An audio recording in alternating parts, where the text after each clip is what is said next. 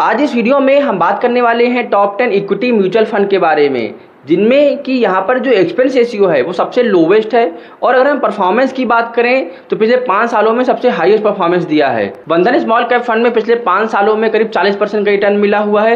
Expense ratio करीब 0.38% है। Invesco India small cap fund की बात करें तो पिछले 5 सालों में 36% का रिटर्न दिया हुआ है। एक्सपेंस रेशियो की बात करें तो 0.44% है। बंधन large and mid cap fund की बात करें तो पिछले 5 सालों में इसने करीब 31% का रिटर्न दिया है। एक्सपेंस रेशियो की बात करें तो 0.56% है। निप्पॉन इंडिया कंजम्पशन फंड में पिछले 5 सालों में करीब 27% का रिटर्न मिला है। एक्सपेंस रेशियो की बात की तो 0.56% है। एचडीएफसी फोकस 30 फंड की बात करें तो पिछले 5 सालों में इसने करीब 32% का रिटर्न दिया है। एक्सपेंस रेशियो की बात करें तो 0.61% है। पराग पारिक गिलिसेस टैक्स सेवर फंड की बात करें तो पिछले 5 सालों में इसने करीब 28% का रिटर्न दिया है।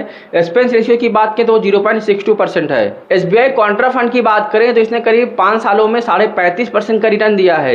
एक्सपेंस रेशियो की बात करें तो भी करीब 0.62% है। पराग पारिक फ्लेक्सी कैप फंड की बात करें तो पिछले 5 सालों में इसने करीब 27.5% का रिटर्न दिया है।